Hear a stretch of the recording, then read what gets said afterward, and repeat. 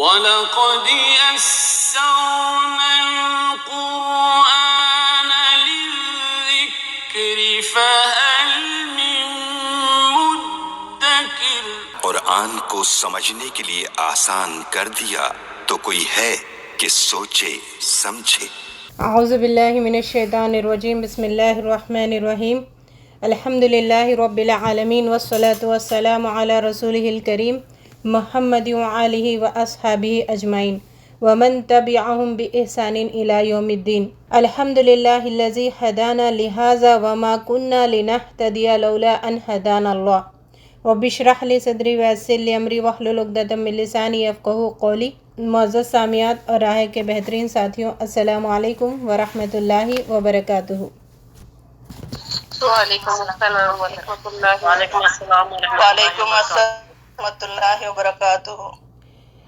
قال اللہ تعالیٰ فی القرآن المبین وَلَقَدْ يَسَّرْنَا الْقُرْآنَ لِلذِّكْرِ فَهَلْ مِن مُّدَّكِرٍ۔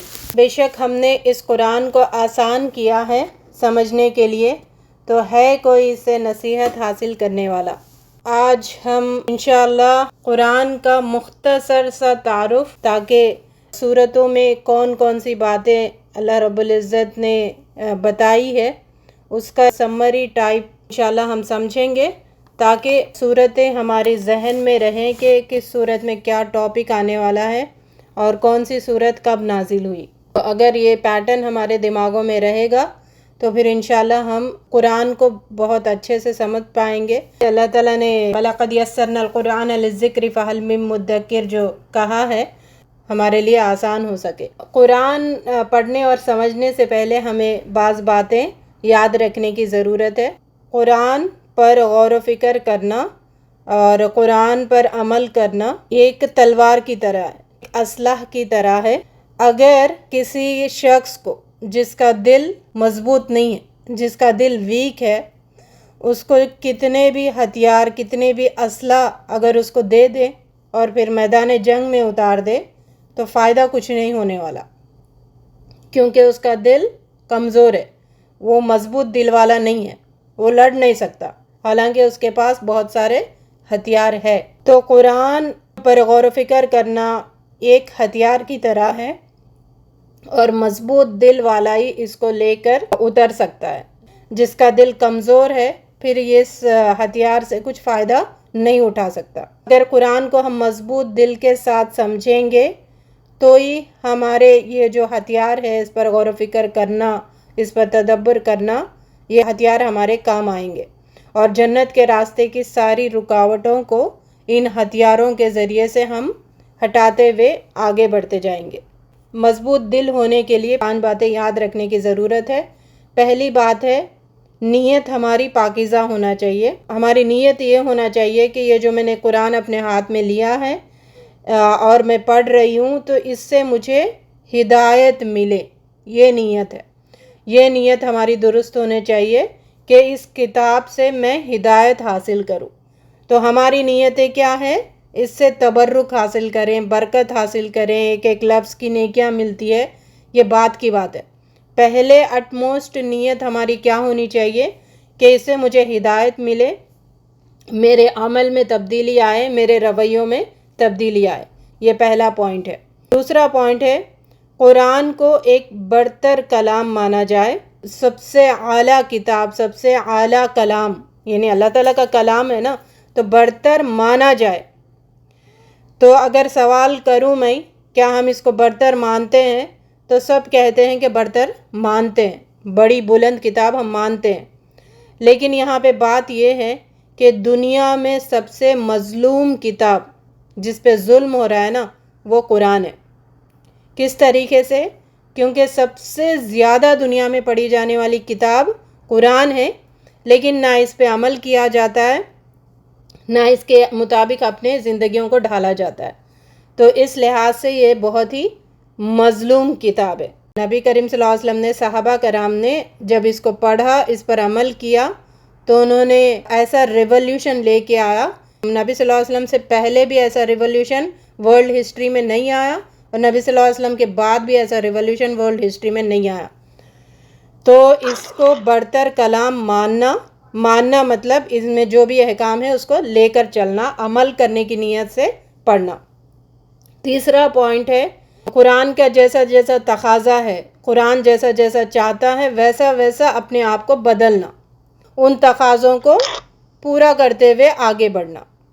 چوتھی پوائنٹ ہے اس پر تدبر کرنا، غور و فکر کرنا، گہرائی میں جانا، گہرائی سے سمجھنے کی کوشش کرنا کہ اس میں آخر کیا بات بتائی ہے اللہ رب العزت نے۔ پانچویں پوائنٹ ہے اللہ تعالیٰ سے رہنمائی کی دعا کرنا، اللہ تعالیٰ ہمیں سیدھا راستہ دکھا دیجئے تاکہ ہم اس راستے پہ چل کے جنت تک پہنچے۔ تو یہ جو 5 باتیں ہیں وہ 5 باتیں ہمارے دل میں ہوں گی تو ہمارا دل مضبوط ہوگا۔ جب ہمارا دل مضبوط ہوگا تب قرآن کے ساتھ ہم اس راستے کی ساری رکاوٹوں کو ہٹاتے ہوئے آگے بڑھتے جائیں گے۔ تو جب آگے بڑھتے جائیں گے تو پھر منزل ہماری کیا ہوگی؟ جنت ہوگی انشاءاللہ۔ پورے قرآن میں جو 7 گروپس ہیں مکی اور مدنی صورتوں کے، ایک ایک گروپ میں جو جو صورتیں ہیں ان میں کیا ٹاپکس آئے ہیں، کب وہ صورتیں نازل ہوئی ہے، اس پر ہم غور و فکر کریں گے۔ ان ڈیٹیل جو ہم صورت پڑھتے ہیں وہ ہمارے لیے آسان ہو، سمجھنا ہمارے لیے آسان ہو۔ سوال جواب کے تحت بھی ہم کریں گے اس سلسلے کو، اور جہاں پہ سمجھانا ہے وہ سمجھانے کی کوشش کریں گے۔ پہلا سوال ہے قرآن میں 5 قسم کی آیتیں آئی ہے، تو کوئی بتا سکتا ہے کہ وہ 5 قسم کی آیتیں کون سی ہے؟ ایک ریلیٹڈ ہے، رسالت سے ریلیٹڈ ہے، آخرت سے ریلیٹڈ ہے، پرانی جو قومیں ہیں ان کے قصے واقعات ہیں اس سے ریلیٹڈ، رسالت، آخرت، انبیاء کی زندگی۔ پہلا ہے فینومینا آف نیچر کے بارے میں، اللہ تعالیٰ کی جو نعمتیں اللہ رب العزت نے ہمیں دیا ہے ہماری زندگی گزارنے کے لیے، جو جو نعمتیں ہیں ان کا ذکر والی آیتیں ایک۔ دوسرا پچھلی قوموں کا ذکر قصص الانبیاء کے طور پر۔ تیسرا بعث بعد الموت کا ذکر کی آیتیں۔ چوتھا علم الاحکام ہے، احکام شریعت جو اس امت کو دی گئی نا، وہ شریعت میں جو بھی آتے ڈوز اینڈ ڈونٹس وہ سب علم الاحکام میں آتے۔ پانچواں جو گمراہ فرقے ہیں نا یہود اور نصارہ، پچھلی قوموں کی بات الگ ہے لیکن جو گمراہ فرقے ہیں ان کی بات الگ ہے، تو گمراہ فرقوں کے جو ان کے باطل عقیدے ہیں اس پہ بھی بحث کی گئی ہے۔ جب بھی ہم قرآن پڑھیں تو 5 باتیں ہمارے سامنے رہیں گی تو قرآن سمجھنا ہمارے لیے آسان ہوگا۔ قرآن کی سورت ہے، سورت کے معنی کیا ہے؟ سورت کسے کہتے ہیں؟ سورت کے معنی ہے منزل اور بلندی۔ حدیث میں کیا آتا ہے کہ قرآن پڑھتا جا، بلندی پہ چڑھتا جا، جتنا تم پڑھتے جاؤ گے، جتنا تم چڑھتے جاؤ گے وہ منزل تمہاری ہوگی۔ تو سورت کے معنی ہیں منزل اور بلندی، شرف، بلندی۔ آیت کے معنی کیا ہے؟ 1 آیت، 2 آیت، 3 آیت، اس کا معنی کیا؟ آیت کا مطلب نشانی، سینٹنس، کمپلیٹ سینٹنس بھی ہوتا۔ آیت کا مطلب جیسے ہم انگلش میں کہتے ہیں نا فل سٹاپ، آیت کے دوسرے معنی بھی ہے جو اللہ تعالیٰ کے معجزے ہیں، نشانیاں ہیں۔ حرف کسے کہتے ہیں؟ لفظ۔ ہاں، لیٹر۔ کلمہ کسے کہتے ہیں؟ قرآن میں کتنے کلمے ہیں اور ایک کلمہ کتنے لفظوں کا ہے؟ میکسیمم کتنے کلموں کا لفظ آتا ہے؟ ایک ورڈ کا بھی ہو سکتا اور میکسیمم 5 ورڈ کا بھی ہو سکتا۔ دو حرف مل کر دو حرف مل کر ایک کلمہ بناتے ہیں۔ کلمہ یعنی 2 لفظوں سے، 2 لیٹر سے مل کر ایک ورڈ بنتا ہے، تو ایک ورڈ کو کلمہ کہتے ہیں۔ اس کا کوئی معنی نکلتا ہو، اس کا کوئی معنی نکلتا ہو، اور منیمم 2 لفظوں کا کلمہ ہوتا ہے اور میکسیمم 10 لفظوں کا کلمہ ہوتا ہے قرآن میں۔ اگلا سوال ہے قرآن کے بارے میں کہا جاتا ہے کہ لیلۃ القدر میں نازل ہوا، حالانکہ ہم دیکھتے ہیں کہ قرآن 23 ایئرس میں نازل ہوا، تو پھر کیوں کہا گیا کہ لیلۃ القدر میں نازل ہوا؟ اس دن مکمل کر دیا گیا، اس دن مکمل کر دیا گیا تھا۔ پہلی آیت جو نازل ہوئی وہ بھی لیلۃ القدر میں نازل ہوئی۔ نہیں، اس دن زمین پہ نبی کے ذریعے بھیجا گیا۔ لیلۃ القدر میں پورے مکمل قرآن نازل کیا گیا تھا آسمان پہ، پھر جیسا جیسا وحی آ رہی، مطلب نیچے سچویشنز کے حساب سے اللہ تعالیٰ وحی بھیج رہے۔ لیلۃ القدر میں اللہ رب العزت نے کمپلیٹ قرآن لوح محفوظ میں بھیج دیا، وہاں پہ اکٹھا ہو گیا۔ اس کے بعد 23 ایئرس میں سلولی کر کے واقعہ کے مناسبت سے 23 ایئرس میں تھوڑا تھوڑا کر کے نازل ہوا. اس لیے کہتے ہیں کہ لیلۃ القدر میں قرآن اتارا گیا. اور دوسری جو بات ہے، فرسٹ آیت جو ہے وہ بھی زمین پہ جب نازل ہوئی تو وہ لیلۃ القدر کی رات تھی. اگلا سوال ہے، قرآن میں مکمل آیتیں کتنی ہیں؟ 6666. دیکھیں 6000 کے بارے میں تو سب متفق ہے، لیکن اس میں اختلاف ہے. بعض کہتے کہ 6000 کے اوپر 204، بعض کہتے کہ 6000 کے اوپر 214، بعض 6000 کے اوپر 219، بعض کہتے 6000 کے اوپر 225، بعض کہتے کہ 6000 کے اوپر 226. قرآن میں کتنے کلمات ہیں؟ 2 سے لے کے 10 تک کلمات ہے. تو ویسے کلمات کتنے ہیں؟ الف لام میم، ذالک، الکتاب، ایسے کلمات کتنے ہیں؟ 77,439 کلمات ہے. قرآن میں کتنے حروف ہے؟ حرف، الف با تا سا، ایسے حرف ہے نا، یہ کتنے ہیں؟ اس میں اختلاف ہے، 3 رائے ہمیں ملتی ہے. 321180 حروف ہے، بعض کہتے ہیں. بعض کہتے 323015 حروف ہے.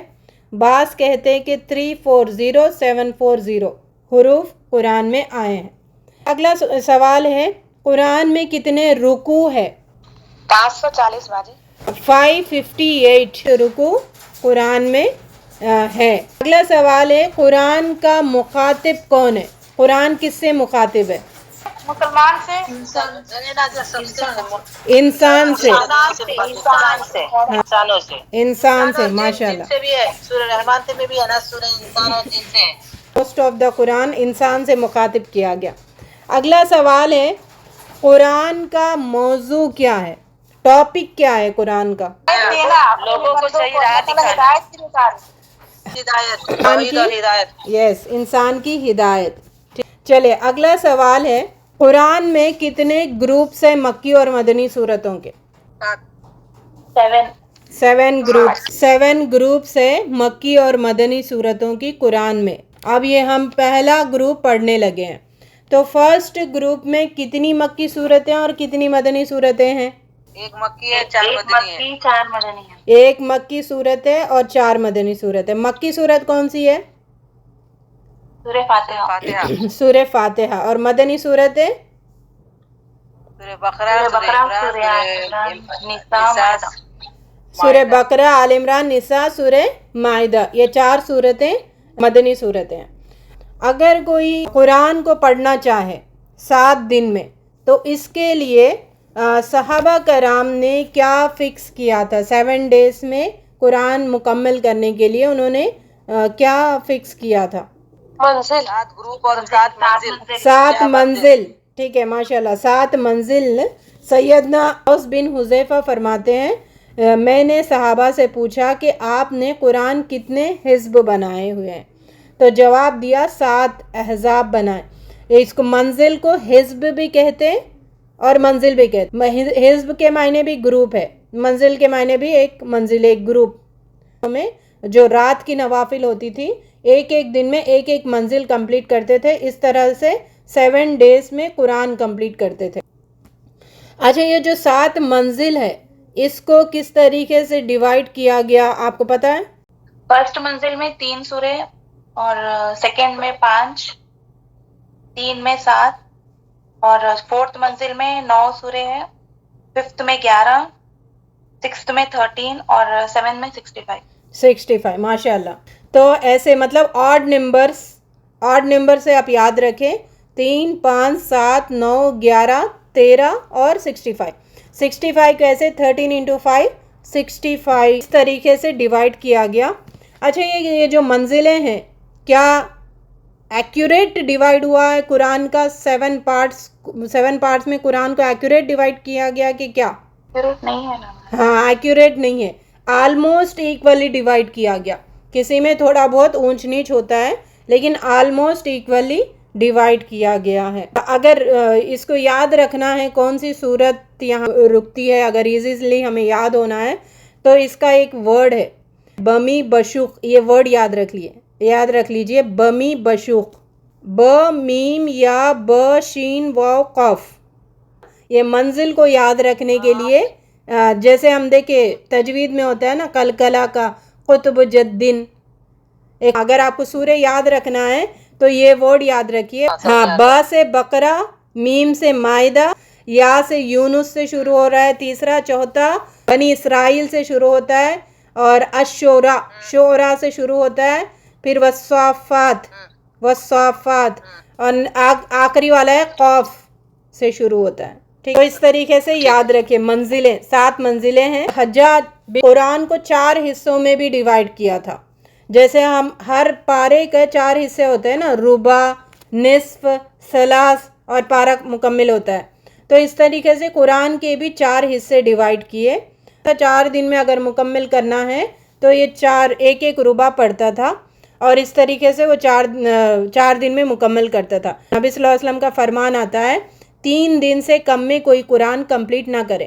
3 دن سے اگر کم میں کوئی قرآن کمپلیٹ کرتا ہے، مکمل کرتا ہے، تو اس نے تلاوت کا حق ادا نہیں کیا، مطلب سمجھا نہیں. تو 3 دن منیمم ہے کمپلیٹ کرنے کے لیے، اس سے آگے کتنا بھی کر سکتے ہیں. تو یہ 4 پارٹس میں جو ڈیوائیڈ کیا گیا نا، اس کا دیکھیں سورہ توبہ آیت نمبر 100 پہ پہلا ربع ہے قرآن کا نصف ہے. یہ سب کو پتا ہے کہاں ہے قرآن کا نصف؟ سورہ کہف کی وَلْيَتَلَطَّفْ. ہاں، بڑے ورڈز میں لکھا ہوا ہوتا ہے. پہ آ کے قرآن نصف مکمل ہوتا ہے. اور قرآن کا ثلث کیا ہے؟ الشعراء کی آیت نمبر 100 یا 101 پہ قرآن کا ثلث ہے، یعنی 3rd حصہ مکمل ہوتا ہے. پھر آخری سورہ ناس تک. یہ 4 حصوں میں بھی ڈیوائیڈ کیا اس طریقے سے. چلے، اتنا تو مقدمہ ہو گیا. اب ہم سورہ فاتحہ پہ آتے ہیں. سورہ فاتحہ پہ آنے کے پہلے یہ قرآن کو کون لوگ ہدایت کے طور پر اس قرآن کو اپنے ہاتھوں میں لیتے ہیں، وہ بتائیے. متقی لوگ جو ہدایت پانا چاہتے وہی ہدایت کے طور پہ لیں گے. ہدایت تو بعد میں ملی نا، جب پڑھتے رہیں گے تو پھر وہ سمجھ آئے گا تو ہدایت کے راستے پہ آئے گا. لیکن پہلے بیسک ایک انسان ہے، وہ کون سا انسان ہے جو اس قرآن کو اٹھاتا ہے ہدایت حاصل کرنے کے لیے؟ جو ایمان رکھتا ہو اللہ پہ اور اس کتاب پہ. ہاں، سلیم الفطرت، جس کی فطرت مسق نہیں ہوئی، جس کی فطرت ایریز نہیں ہوئی، جس کی فطرت سلامت ہے، وہ کیا کرتا ہے؟ اس قرآن کو اٹھاتا اور پڑھنے سمجھنے کی کوشش کرتا ہے، اس پر آگے بڑھنے کی کوشش کرتا ہے. تو سلیم الفطرت انسان کے اندر فطرت سلیمہ کے دین پر عمل کرنے کا جذبہ ہوتا ہے، جس نے دنیا کے پردے ڈالے نہیں ہوئے ہو، جو اللہ تعالیٰ کی طرف ہے. پردے ڈالے ہوا انسان کیا کرتا ہے؟ پھر قرآن کو ایز اے تبرک کے طور پر اٹھاتا ہے. صبح میں سورہ یاسین پڑھتا ہے، شام میں سورہ ملک پڑھتا ہے، قصہ ختم، بند کر کے رکھ دیتا ہے. اس کو نہ ہدایت ملتی ہے، نہ عمل چینج ہوتا ہے. اوکے، پہلا سورت ہے سورہ فاتحہ. سورہ فاتحہ کے کتنے نام آئے ہیں؟ 7 نام ہیں. بتائیے کیا ہے؟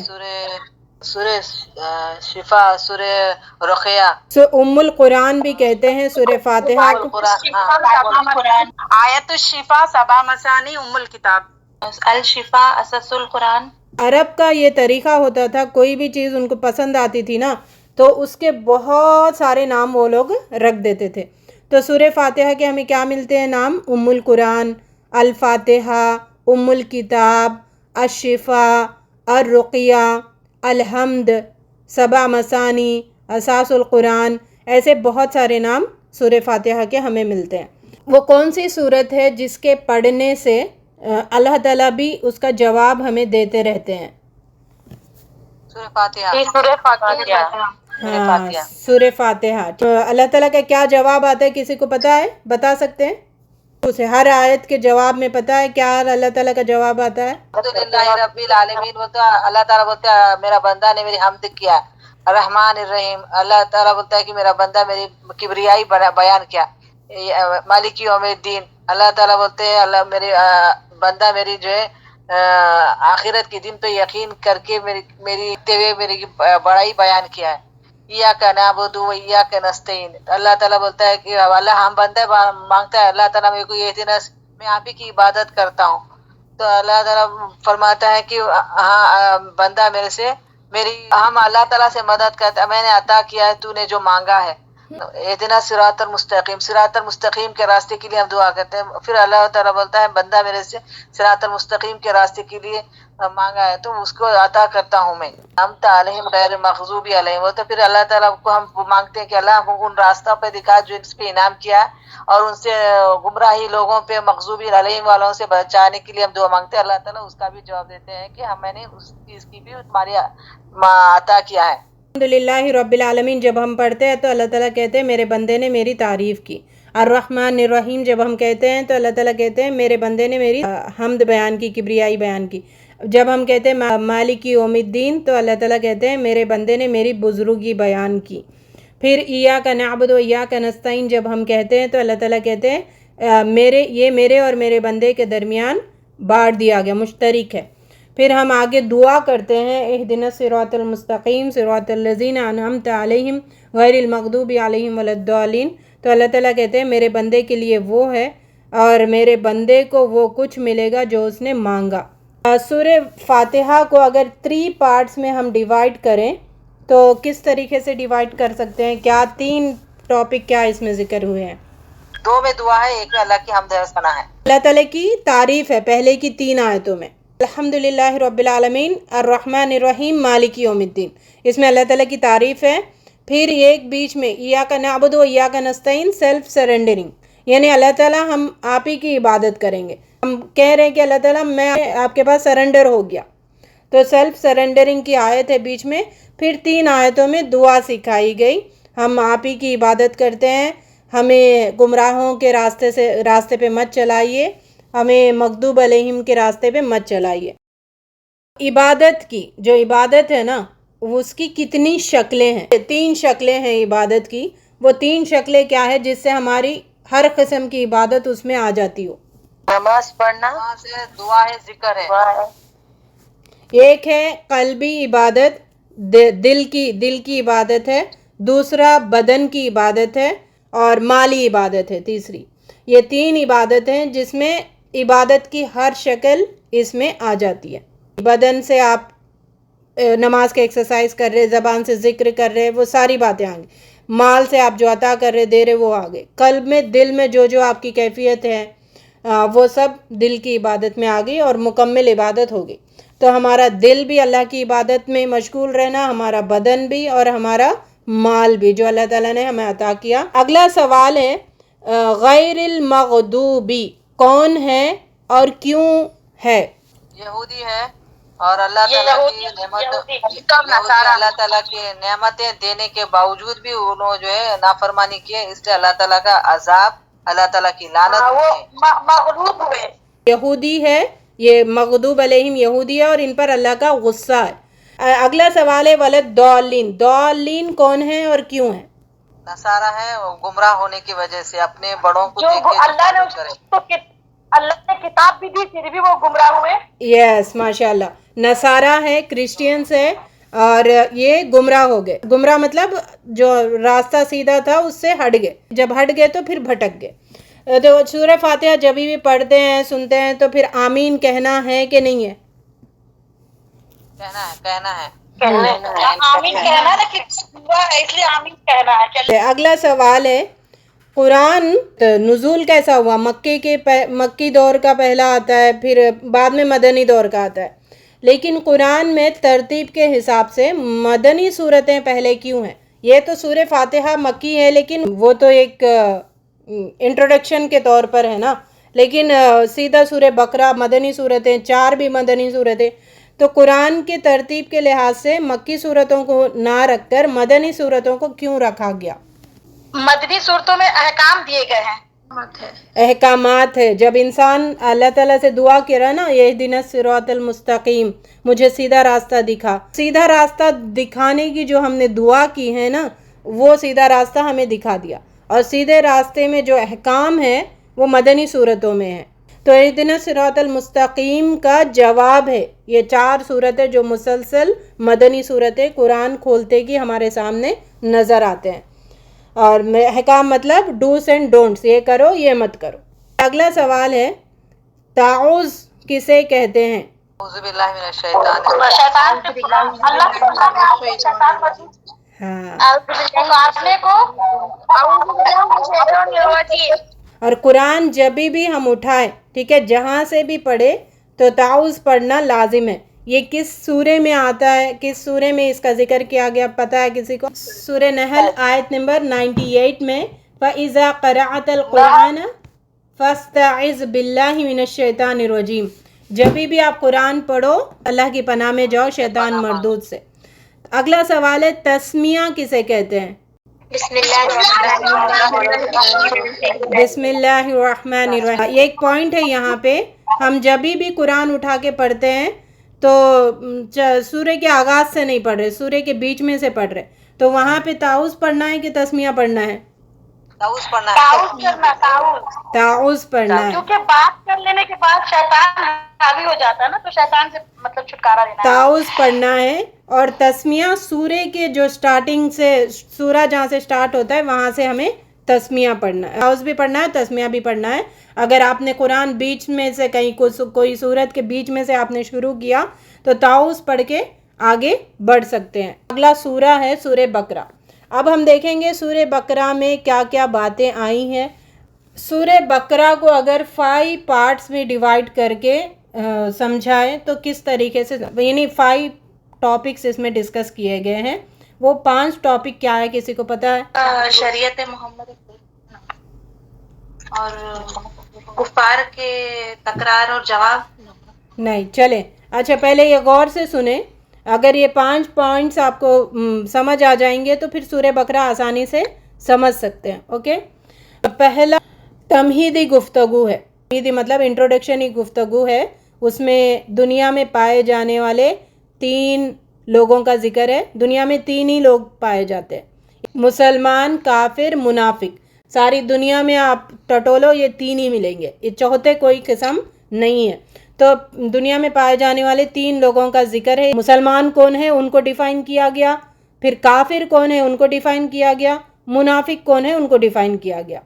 اس کے بعد اللہ رب العزت نے یہ تینوں کا ڈسکس کر کے توحید کے بارے میں حکم دیا گیا، پھر رسالت کے بارے میں حکم دیا گیا، پھر اس کے بعد جو مان لیے ان کو خوشخبری دی گئی، جو نہیں مانے ان کو سزا کا ذکر کیا گیا۔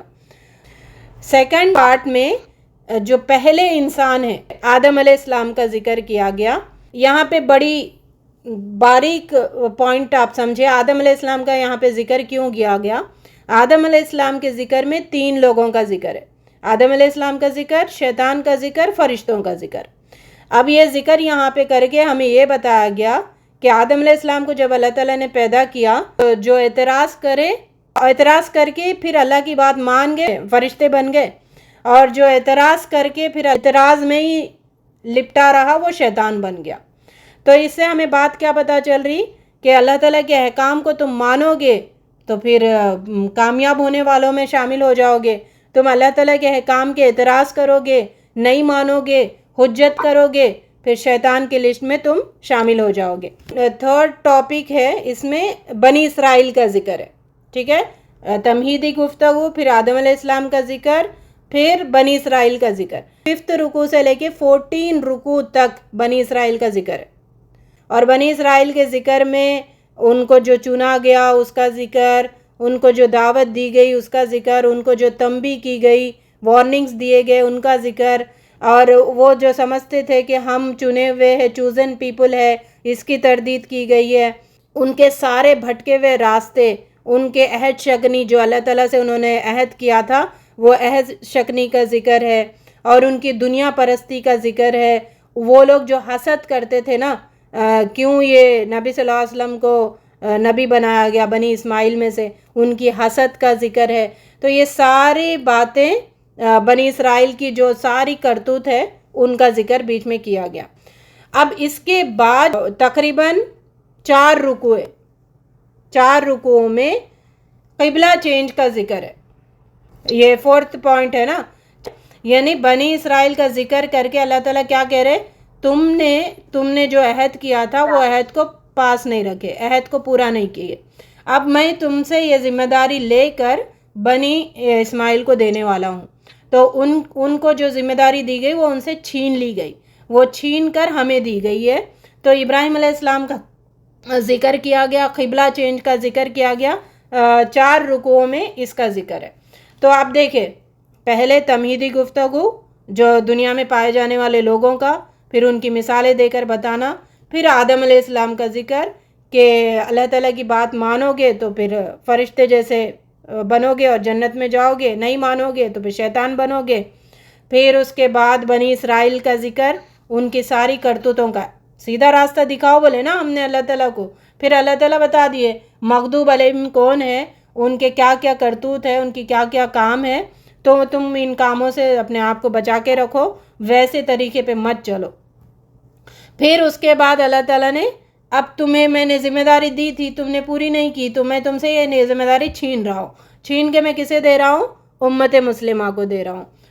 پھر امت مسلمہ کو ساری باتیں بتائی گئی کہ دیکھو وہ ایسے کرتے تھے، تم ایسے نہیں کرنا۔ احکام دیے گئے، انہیں بتایا گیا کہ what to do what not to do, احکام دیے گئے، قوانین دیے گئے، توحید کے بارے میں بتایا گیا، نماز کے بارے میں، زکوٰۃ کے بارے میں، قصاص کے بارے میں، دیت کے بارے میں، وصیت کے بارے میں، روزہ کے بارے میں، حرام خوری کے بارے میں ذکر ہے، اور نکاح کے بارے میں مختصر انداز میں، تیمم کے بارے میں، طلاق کے بارے میں، ایلا خلا کے بارے میں، رضاعت کے بارے میں، نان نفقے کے بارے میں، ازدواجی زندگی کے بارے میں، ایسے بہت سارے۔ یہ دیکھو تم راستہ چاہ رہے تھے نا، یہ سب راستے ہیں، تو اس راستے پہ تم عمل کرتے جاؤ۔ پھر اس صورت کے آخری میں کیا کیا گیا؟ دعا سے اختتام کیا گیا اس صورت کا، کہ پھر اللہ تعالیٰ کی تعریف اور ایمان کے نبی صلی اللہ علیہ وسلم پہ ایمان لانے کے بارے میں ذکر کر کے اس صورت کو اختتام کر دیا گیا۔ ایک دفعہ پھر بتا دوں، پہلا پارٹ ہے 1 سے لے کے 19 آیت تک، جس میں تمہیدی ڈسکشن ہے۔ دوسرا پارٹ ہے 20 سے لے کے 39 آیت تک، جس میں آدم علیہ السلام کا ذکر ہے۔ اور تیسرا پارٹ ہے 40 سے لے کے 121 آیت تک، یعنی 5th رکوع سے 14 رکوع تک بنی اسرائیل کا ذکر ہے۔ اور 15 16 17 18 یہ 4 رکوعوں میں ابراہیم علیہ السلام کا ذکر، قبلہ تبدیلی کا ذکر ہے۔ پھر 19 سے لے کے 40 سورہ کے اختتام تک ان کا بنی اسماعیل کا، امت وسط کا ہمارا ذکر ہے، ٹھیک ہے۔ اور سورہ کا اختتام دعا سے کیا گیا۔ وہ 3rd پارٹ میں جو بنی اسرائیل کے بارے میں بتایا 40 سے 121، اس میں جو اللہ تعالیٰ 10 انعامات، 10 ان کے نافرمانیاں اور 10 ان کے عذاب کے بارے میں گنوائے ہیں اس میں۔ چلے سورہ بقرہ اور سورہ آل عمران کی فضیلتیں پتہ ہے کیا کیا فضیلتیں آئی ہیں؟ باجی آئی تھنک حدیث ہے کہ وہ سورہ پڑھنے کے وجہ سے آخرت کے دن ایک شیڈ آف کلاؤڈ رہتا اپنے پہ۔ گھر میں روز سورہ بقرہ کی آیت پڑھنے سے شیطان سے حفاظت ہوتی ہے۔ یہ 2 سورہ قیامت کے دن اللہ تعالیٰ سے سفارش کریں گے، اور یہ 2 سوروں کو زہراوین بولتے ہیں، اور یہ 2 سورے قیامت کے دن صاحبان کے طرح سایہ بن کے رہیں گے۔ تو ان 2 صورتوں کو جڑوا کر کے ان کی فضیلت دی گئی ہے، اور اس گھر میں شیطان داخل نہیں ہوتا جس گھر میں سورہ بقرہ پڑھی جاتی ہے۔ اور یہ ہر چیز کی جیسے کوہان ہوتی ہے نا، ہائیسٹ پارٹ ہوتا ہے، ہائیسٹ پیک ہوتا ہے، تو قرآن کا پیک ہے، کوہان ہے سورہ بقرہ۔ سورہ بقرہ آل عمران قیامت کے دن شیڈ آف کلاؤڈز یعنی صاحبان کی طرح ہوں گے، وہ ہمارے اوپر سایہ کرتے ہوئے ہمیں لے جائیں گے۔ اور ریڈ کارپیٹ پہ جب ہم چلیں گے نا تو سورہ بقرہ اور آل عمران ہمارے سامنے سامنے رہیں گے، اور پرندوں کی جھنڈ کی طرح ہمارے اوپر سایہ کریں گے۔ اور سورہ بقرہ آل عمران کی تلاوت سے جادو سے بھی حفاظت ہوتی ہے۔ سورہ بقرہ کی 10 آیتیں یاد کرنے سے اس جادو کے ایفیکٹ سے محفوظ رہتا ہے، جنات کے ایفیکٹ سے محفوظ رہتا ہے، اور یہ پڑھنے والوں کے لیے سفارش بنیں گے قیامت کے دن۔ اور یہاں پہ بات یہ بھی یاد رکھیں، مطلب اس کا حق ادا نہیں کرے گا ان کے لیے حجت بھی بنیں گی پھر۔ تو یہ سارے اس کی فضیلتوں میں آتی ہے سورہ بقرہ اور آل عمران کے۔ امت کتنی قسم کی ہے دنیا میں؟ امت کسے کہتے ہیں اور امت کتنی قسم کی ہے؟ 3 قسم کے نا؟ کون سی 3؟ مسلمان، عیسائی اور ہندو۔ 2 ہاں کون سی ہے 2؟ Believers and non believers. Believers non believers, امت دعوت اور امت اجابت. امت اجابت بلیورز کو کہتے ہیں اور امت دعوت نان بلیورز کو کہتے ہیں. انہوں نے جواب دے دیا نا، جو بلیو کیے انہوں نے جواب دے دیا اس کا سوال کا، تو ہمیں اجابت کہتے ہیں. ابھی دعوت پہنچنا ہے، ان کو ماننا ہے، ادھر آنا ہے ایمان کی طرف، ان کو امت دعوت کہتے ہیں. یہ سورہ بقرہ جو گھر میں پڑھنا چاہیے ہمیں. سورہ بقرہ کی 10 آیتیں، سورہ آل عمران کی 10 آیتیں. سورہ بقرہ کی 10 آیتیں کیسے؟ شروع کے 5، آیت الکرسی 255، 256، 257، یہ 3. اس کے بعد آخری کی 2 آیتیں 285، 286، یہ 10 آیتیں سورہ بقرہ کی پڑھ لیں. سورہ آل عمران کی آخری کے 10 آیتیں، اگر ڈیلی یہ اتنا بھی پڑھ لینا، 20 آیتیں، تو پھر ہمارے لیے کافی ہو جائے گا. ساری فضیلتیں ہم بھی حاصل کرنے والوں میں ہوں گے. تیسری صورت ہے سورہ آل عمران. آل عمران سورہ بقرہ ایک ہی جیسی ہے، مطلب اس کو پیر بھی کہہ سکتے ہیں. جیسے ہسبینڈ اینڈ وائف ہوتے ہیں، تو پھر ہسبینڈ اینڈ وائف سے ایک پیر سے ایک مکمل ہوتا ہے انسان. اس طریقے سے قرآن میں بھی سوروں کے پیرز بتائے گئے. جب اس میں کوئی ٹاپک ہے، اس میں اگر ہلکا بتایا گیا تو اس میں ڈیٹیل بتایا گیا، اس میں شارٹ بتایا گیا تو اس میں ڈیٹیل بتایا گیا. تو اس طریقے سے دونوں ایک عنوان کو مکمل کرتے ہیں. سورہ آل عمران اور سورہ بقرہ میں ایک مناسبت یہ بھی ہے کہ دونوں بھی الف لام میم سے شروع ہوتے ہیں، حروف مقطعات سے، اور دعا سے اختتام ہوتے ہیں. سوال ہے، ان کو حروف مقطعات کیوں کہا گیا؟ الگ الگ کر کے پڑھتے ہیں، الگ الگ کر کے اللہ پڑھتے کو ہیں، معلوم ہے. توڑ کے پڑھتے ہیں. اور دوسری بات ہے، کتنے صورتوں کے شروع میں حروف مقطعات آئی ہیں؟ 28. حروف تہجی یاد رکھے. حروف تہجی عربک الفابیٹس کتنے ہیں؟ 28 یا 29 کہتے ہیں. 28 لے کے چلیں، حمزہ اور الف ایک ہی کہلاتا ہے. تو 28 صورتوں کے شروع میں حروف مقطعات آتے ہیں. اور کتنے حروف مقطعات، یعنی عربک الفابیٹ 28 ہے، تو حروف مقطعات میں کتنے لیٹرز استعمال ہوئے ہیں؟ 14. ماشاءاللہ، ٹھیک ہے. اس میں کیا آدھے لیٹرز حروف مقطعات میں استعمال ہوئے ہیں. اچھا، سورہ بقرہ اور سورہ آل عمران کو نبی صلی اللہ علیہ وسلم نے ایک نام دیا ہے، وہ کیا نام ہے؟ زہراوین. اور شمس و قمر. ایک بات یاد رکھے، سورہ بقرہ میں ایمان کی حقیقت یعنی توحید پہ اگر بات کی گئی ہے، ایمان توحید پر بات کی گئی ہے، تو اب یہ جو سورہ آل عمران ہے رسول کی رسالت پہ بات کی گئی ہے. تو پیر سمجھے، یہ اللہ پہ ایمان، پھر رسول پر ایمان، تو پھر بات مکمل ہو جائیں گی نا. ایمان کے سارے اس میں اجزاء آ جائیں گے. اس طریقے سے زوجیت ہے، اور بہت سی باتوں سے زوجیت پائی جاتی ہے. آل عمران کو 2 ہی پارٹس میں یہ سورہ ڈیوائیڈ ہے. 2 پارٹس میں کیا ڈسکشن کیا گیا اس میں؟ عیسیٰ علیہ السلام کی نصرانی لوگوں کے بارے میں ہے، جی، اور مریم علیہ السلام کی پیدائش کے بارے میں ہے، اور پھر اس میں بھی دعا بھی، آخری میں بھی دعا. اچھا، یہ 2 پارٹس میں سورہ آل عمران ڈیوائیڈ ہے. پہلا پارٹ ہے 1 سے لے کے 12 رکوع تک. اس میں نصارہ کی گمراہیوں کا ذکر ہے، سے جو گمراہ ہو گئے، ولدالین لوگوں کا ذکر ہے. دوسرا پارٹ ہے 13 رکوع سے 20 رکوع تک. اس میں مسلمانوں کا ذکر ہے. جیسے سورہ بقرہ میں جو مسلمانوں کا ذکر ہے نا، رکوع نمبر 19 سے 40 تک امت مسلمہ کو ذکر ہے. اسی طرح اس صورت میں بھی رکوع نمبر 13 سے رکوع نمبر 20 تک امت مسلمہ کا ذکر ہے. اب نصارہ کا کیا کیا ذکر ہے؟ پہلے تو مریم علیہ السلام کی پیدائش کا ہے، پھر عیسیٰ علیہ السلام کو فالو کرنے والوں کا، حواریوں کا ذکر ہے، پھر عیسیٰ علیہ السلام کے ماننے والوں کا ذکر ہے. 3 حصوں میں ڈیوائیڈ کرے سو اس کا ذکر ہے. نصارہ سے ذکر کر کے بتایا گیا، جو تم یہ نبی صلی اللہ علیہ وسلم پہ جو دین آیا اس کو نیا دین سمجھ رہے نہیں، بلکہ تمام انبیاء جو لے کے آئے، آدم علیہ السلام سے لے کے ابراہیم علیہ السلام سے لے کے موسیٰ علیہ السلام، سارے انبیاء جو بھی لے کے آئے وہ یہی دین ہے جو نبی صلی اللہ علیہ وسلم لے کے آئے. تو تمہیں کیا اعتراض ہے، کیوں نہیں مان رہے؟ یہ باتوں سے ان کو وہاں پہ ان کی گمراہیوں کا سارا ازالہ کیا گیا.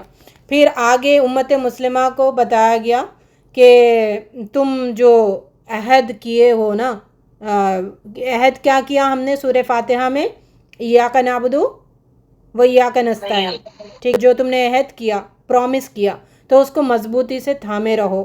اطاعت پر جمے رہو، اور اس راستے میں تمہارے لیے بہت سے امتحانات آنے والے ہیں، اور وہ سارے امتحانات میں آزمائشوں میں تم پورے اترو، اور نرمی اور سختی حالات آنے والے اس راستے میں تم اس پر ڈٹے رہو، قائم رہو، مسلمان رہو، اپنے آپ کو مسلمان کہو، کسی اور نام سے تم اپنے آپ کو مت پکارے جاؤ، تمہارا نام میں نے مسلمان رکھا، تم امت وسط ہو، درمیانہ امت ہو، تم سے پہلے بہت سی امتیں گئی، تمہارے بعد قیامت آنے والی ہے، اس طریقے سے تم امت وسط ہو، پچھلی قوموں کے عبرتناک واقعات تم یاد کرو، یاد کر کے اس میں ڈٹ جاؤ، اور یہ ساری باتیں پچھلی قوموں کی جو کمزوریاں ہیں، ان کے پھسلنے کے جو بھی راستے ہیں، وہ سارے راستے بتا دیے گئے، اب تم مت پھسلو جیسے وہ لوگ پھسلے ہیں، تم جمے رہو، تم ڈٹے رہو، یہ باتیں سیکنڈ پارٹ میں ڈسکس کیا گیا۔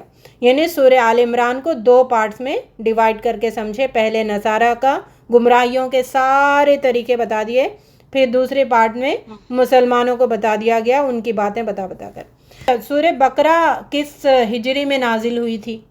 سیکنڈ اور تھرڈ ہاں ایک دم شروع کے دور میں، سیکنڈ۔ سورہ بقرہ میں غزوہ بدر کے زمانے کی باتیں ہیں، اور سورہ آل عمران میں کون سے دور کی یہ باتیں ہیں؟ جنگ احد کی باتیں، جنگ احد کے زمانے کی باتیں۔ اچھا ایک بات یہاں پہ نوٹ کے طور پر آپ لوگ سن لیں، جب تک ہمیں سیرت پہ گرپ نہیں ہوگا نا، کیا ہوا تھا، کیا سچویشن ہوا تھا، کون سا واقعہ کب ہوا تھا، ہم قرآن میں مزہ لے ہی نہیں سکتے۔ جب ہمیں سیرت ایسی پتہ ہو، مطلب جو بھی سوال کرے بیچ میں سے آپ بتا دیں کس ہجری میں کیا ہوا، کیا واقعات ہوئے، موٹا اگر ہمیں یاد ہے تو قرآن پڑھنے میں ہمارا مزہ آ جائے گا۔ سیرت پہ گرپ ہونا بہت ضروری ہے۔ دوسرا پوائنٹ ہے قصص الانبیاء پہ گرپ ہونا بہت ضروری ہے۔ 75% ہم قرآن ایسے ہی سمجھ جائیں گے، باقی تو احکام ہے، ایسے کرو، نماز پڑھو، یہ کرو، یہ کھاؤ، یہ مت کھاؤ۔ ہاں قرآن میں کتنی مدنی صورتیں آئی ہیں اور کتنی مکی صورتیں آئی ہیں؟ مکی 86 ہے اور مدنی 28۔ ہاں مدنی 28 ہے۔ اچھا اس میں بھی سلائٹ اختلاف ہے، بعض کہتے 26 ہے، بعض کہتے 28 ہے، بعض کہتے 29 ہے۔ عثمانی اسکرپٹ میں انڈو پاک اسکرپٹ کی جو قرآنیں ہیں، بعض میں مکی لکھا ہوا رہتا، بعض میں مدنی لکھا ہوا رہتا، یہ سلائٹ اختلاف ہے، وہ ڈیٹیل میں بعد میں جائیں گے۔ بعض 26 کہتے، 29 کہتے، 28 کہتے، لیکن راجح قول ہے، سب میکزیمم میجورٹی اس پہ مانتے ہیں کہ 28 مدنی ہے اور 86 مکی ہے۔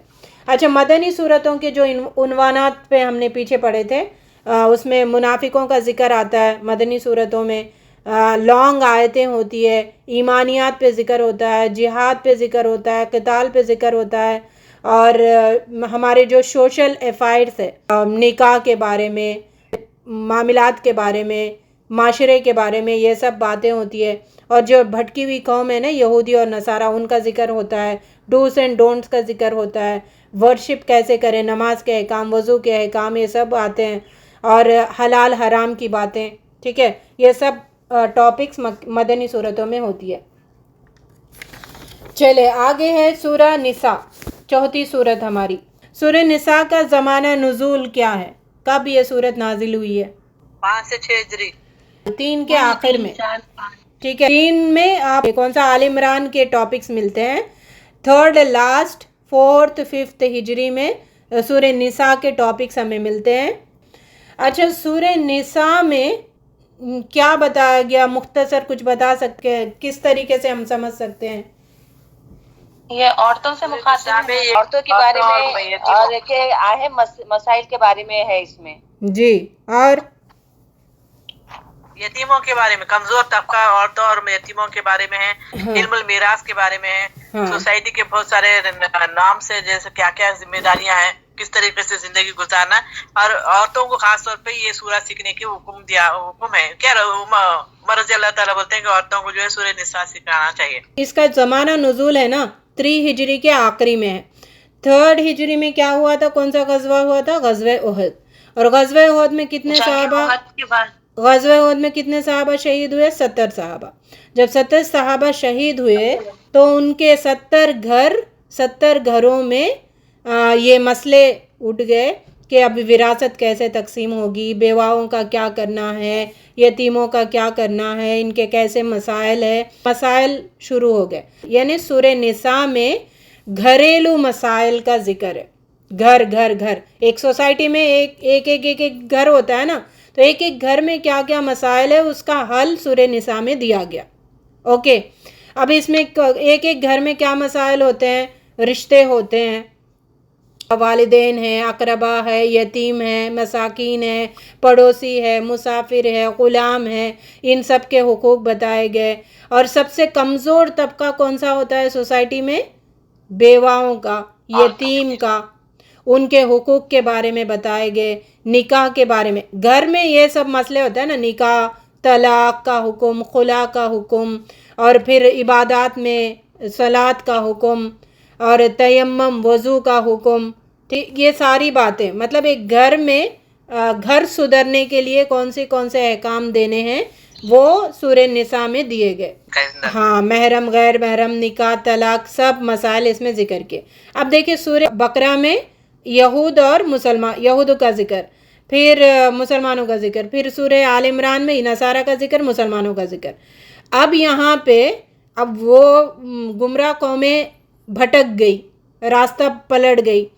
اب راستہ پلٹ گئی اور اتحاد بھی ان میں نہیں رہا. اب مسلمانوں کو ایک اتحاد پر رہنے کے لیے، سب ثابت قدمی رہنے کے لیے مین فرسٹ سٹیپ کیا ہے؟ گھر صحیح رہے، گھر کا ماحول صحیح رہے. ایک گھر صحیح رہے گا تو پھر دوسرا رہے گا، تیسرا رہے گا، پھر ایک سوسائٹی بنے گی. تو سوسائٹی بننے کے لیے جو بیسک ہے گھر، وہ گھر کو سدھارنے کے احکام اس میں دیے گئے سورہ نساء میں. جو ایک سوسائٹی کے لیے بیک بون کا کام کرتا ہے نا ایک گھر، تو بیک بون کو صحیح رکھنے کا سورہ نساء میں احکام دیے گئے. یہ جب گھریلو احکام دیے گئے تو اس سورت کا آغاز بھی بڑا زبردست ہے. تو اللہ سے ڈرنے کا حکم کے ساتھ میں نے مرد اور عورت کو پیدا کیا، تقوی کے ساتھ تم ایک دوسرے کے حقوق ادا کرو. بڑے زبردست انداز میں اس کا شروع کیا گیا. اور دوسرا، ایک گھر چلانے کے لیے جو سربراہ ہونا ہے وہ مرد کو اللہ تعالیٰ نے بتایا کہ مرد کی سربراہی میں ایک گھر چلنا، کیونکہ یہ ایک سے دو مالک ہوں گے تو پھر وہ گھر کا نظام درہم برہم ہو جائے گا. تو پھر اللہ تعالیٰ نے مرد کو سربراہ بنایا، اس کا ذکر، تاکہ ایک گھر میں ہیلدی انوائرمنٹ رہے. اس کے لیے کون حاکم ہے وہ اللہ تعالیٰ نے بتا دیا. اس بیچ میں صرف مسلمانوں کو ہی سب احکام نہیں دیے گئے، لیکن یہ جو مغضوب علیہم قوم ہے نا، ان کو بھی ٹانٹ مارا گیا. بیچ بیچ میں ان کے بھی سروں پہ ہنٹر مارا جاتا ہے قرآن میں بیچ بیچ میں. ٹھیک ہے، تو دیکھو یہ بدتمیز قوم، ناسود حیثیت رکھنے والی خبیث قوم، ان کی یہ حرکتیں ہیں. تو پھر مسلمانوں کو بھی وارننگ دیے جاتے ہیں، دیکھو ان کے حرکتوں ویسے طریقے پہ مت چلنا، یہ ایسے تھے، یہ ایسے بدتمیز تھے، یہ ایسے گمراہ تھے، یہ ایسے بھٹک گئے تھے، پھسل گئے تھے. ہنٹر مار کے ہمیں یہ بتایا جاتا ہے کہ بھائی دیکھو ان کے طریقے پہ نہیں چلنا، سدھر کے رہو ایسے. اور منافقوں کا بھی ذکر ہے. اور یہ دیکھیں یہاں پہ سوال ہے، منافق کہاں پہ تھے؟ مکے میں تھے کہ مدینہ میں تھے؟ مدینے میں. ہاں، مدینے میں تھے. اب یہاں اس صورت سے منافقوں کو بھی شنٹنگ دی گئی ہے، سمجھ آ رہی؟ یہاں سے سورہ نساء سے منافقوں کو بھی شنٹنگ دی گئی ہے. اور یہ جو غزوہ احد میں ایک دم چھانٹے گئے نا، منافق کون ہے، خالص مسلمان کون ہے، وہ چھانٹے گئے. پھر یہاں سے منافق ہائی لائٹ ہو گئے. تو منافقت کے جو طریقے ہیں، نفاق کی طرف لے جانے والے جو سبب ہے، وہ سارے سبب بھی کھول دیے. دیکھو یہ طریقے سے تم منافق بن جاؤ گے، تو تم منافق مت بنو، خالص مسلمان بنو. تو اس میں جو منافقت کے طریقے ہیں ان کا لسٹ بنائے اور وہ اپنے میں سے ہٹا دینا. اگر ہمارے اندر وہ چیزیں ہیں تو ہم ہٹائیں گے تو پھر خالص مسلمان بنیں گے. بعض کو تم لیتے ہو، بعض کو چھوڑ دیتے ہو، تو پھر یہ تم خالص مسلمان نہیں ہے، منافق ہے. تو ہمارا اکثر رویہ کیا ہے؟ ہماری پسند کی چیزیں لیتے، ہماری پسند نہیں آتی تو اس کو چھوڑ دیتے، دل پہ بھار پڑتا تو چھوڑ دیتے. یہی ہے نا چال منافقت کی. تو یہ ساری باتیں ہائی لائٹ کی گئی ہے. سورہ مائدہ بھی مدنی صورت ہے. اب اس میں کیا بتایا گیا سورہ مائدہ میں؟ سلسلہ وار اگر آپ سمجھتے گئے تو کیا بات ہے اس میں بتائیے. یہ فائنل احکام مطلب اس کے بعد کچھ بھی منسوخ نہیں ہوئی آئے. اس میں مسلمانوں سے خطاب ہے اور اس میں مردوں کے لیے احکامات ہیں. یہ مردوں کو سیکھنے کا سورہ ہے. اس میں جو بھی احکام ہے لاسٹ فائنل اینڈ فائنل، اس میں کوئی تردید نہیں ہوئی، کوئی اور مزید احکامات نازل نہیں ہوئی اس کے بعد. یہ فائنل ہے. مائدہ کا ذکر بھی ہے جو ہماری اللہ رسول عیسیٰ علیہ السلام سے مائدہ کا دسترخوان کے بارے میں کرے نا، اس کا ذکر ہے اس میں. اچھا، سورہ نساء میں ایک گھر چلانے کے لیے عورت کا بڑا رول ہوتا ہے، تو پھر نبی صلی اللہ علیہ وسلم نے کہا کہ عورتوں کو سورہ نساء سکھاؤ، اور باہر کے معاملات چلانے کے لیے مرد کا بڑا رول ہوتا ہے، تو نبی صلی اللہ علیہ وسلم نے کہا کہ اپنے مردوں کو سورہ مائدہ سکھاؤ. اب اس میں بات کیا ہے، جیسے سورہ بقرہ میں یہودیوں کا، سورہ آل عمران میں نصارہ کا، پھر سورہ نساء میں امت مسلمہ کو ایک ایک گھر سدھارنے کا، پھر سورہ مائدہ میں اب یہ امت مسلمہ گھر تو سدھار دیا، پھر اب باہر پورا معاشرہ سدھرنے کے لیے باہر کا ماحول بھی صحیح ہونا نا. تو باہر میں مرد باہر جاتے، مرد کے کانٹیکٹ میں بہت سارے لوگ آتے، تو ان کا معاملات کیسے ہونا، لین دین کیسے ہونا، حلال کیا ہے، حرام کیا ہے، کس طریقے سے تجارت کرنا ہے، ساری باتیں کس میں فوکس کی گئی ہے، اس سورے میں. اب آخری امت کو آخری شریعت پر کامل اترنے کی دعوت اس میں دی گئی ہے سورہ مائدہ میں. ہم آخری امت ہے اور یہ آخری شریعت ہے، اس پر پورے کے پورے آ جاؤ، جم جاؤ، قائم ہو جاؤ، گڑ جاؤ، ڈاواں ڈول نہیں کرو، تھالی کے بیگن مت بنو. اب یہ شریعت آخری ہے، اور اس میں آخری آیت جو ہے نا، الیوم اکملت لکم دینکم، وہ بھی اسی صورت میں ہے. تمہارے لیے میں نے تمہارے دین کو مکمل کر دیا. دین مکمل مطلب کیا ہے؟ اب اس دین میں کوئی نئی بات ایڈ نہیں کر سکتے. نبی صلی اللہ علیہ وسلم خاتم النبیین ہے، سیل آف دا پروفٹ بھی ہے اور اینڈ آف دا پروفیسی بھی ہے. نبی صلی اللہ علیہ وسلم کے بعد اب کوئی بھی نبی نہیں آنے والا. آپ نے سیل کر دیا، آپ آگے اس پروفیسی کو سیل کر دیا. الیوم لکم دینکم بولے، الیوم لکم دنیاکم نہیں بولے نا. دنیا میں آپ آگے بڑھتے جاؤ، دنیا ایکسپلور کرتے جاؤ، دنیا میں جو آپ کمفرٹ لیول ہے اس کو جتنا چاہیں مرضی بڑھاتے جاؤ، نو ایشو. لیکن دین میں خبردار، ایک حرف بھی آگے نہیں بڑھا سکتے.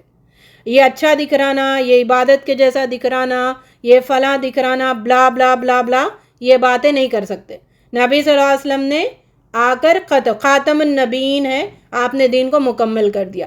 تو ہمیں کیا حکم دیا جا رہا ہے؟ مضبوطی سے ڈٹ جاؤ، جم جاؤ، گڑ جاؤ.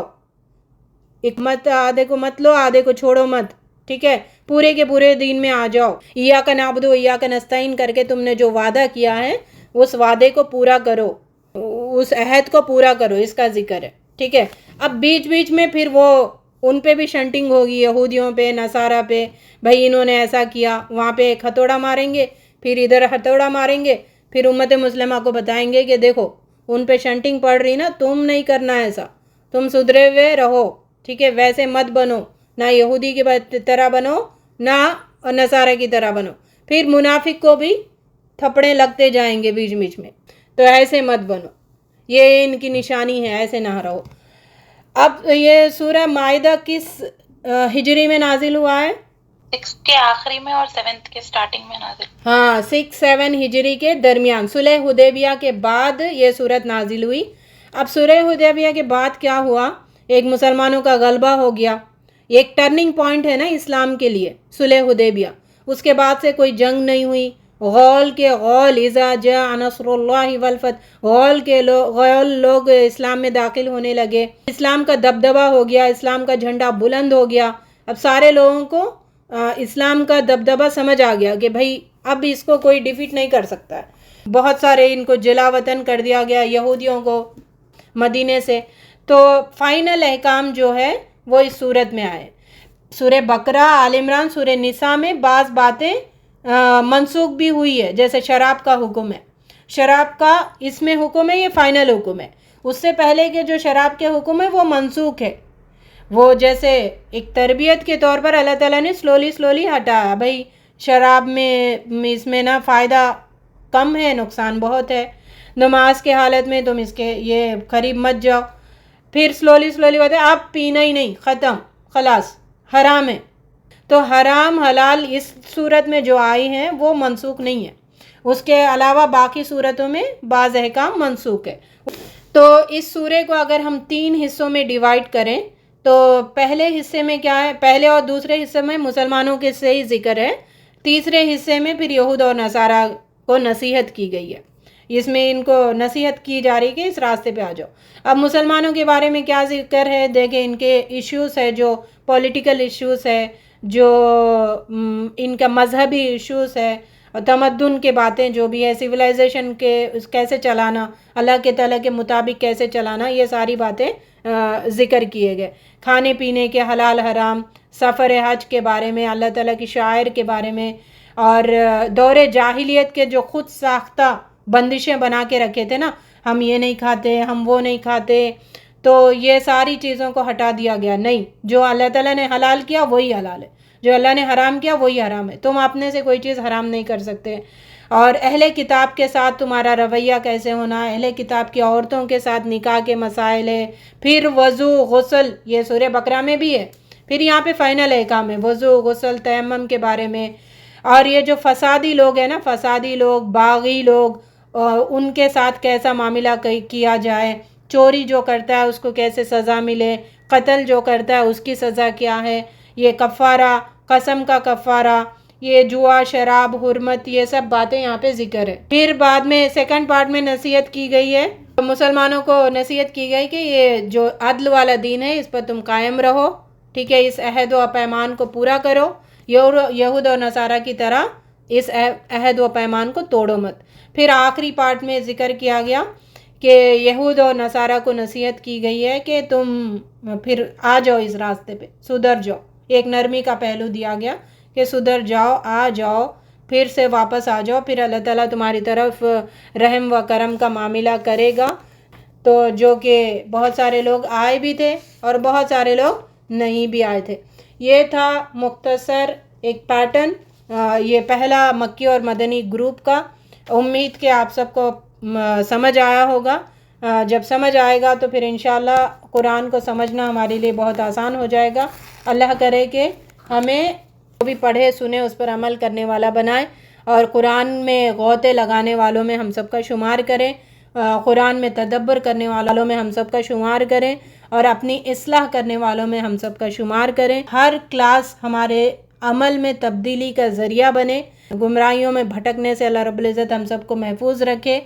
ہم سب کے گھروں میں دین کا بول بالا ہو، سنتوں کو زندہ کرنے والے ہم سب کے گھر بنے. جو بھی اللہ تعالیٰ کی مرضی ہے اس مرضی کو ہم اپنے گھروں میں لانے والے بنے. اس قرآن کو ہمارے حق میں گواہی دینے والا بنائے.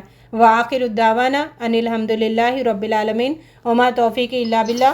سبحانک اللہم وبحمدک نشہد ان لا الہ الا انت نستغفرک ونتوب الیک. السلام علیکم ورحمۃ اللہ وبرکاتہ.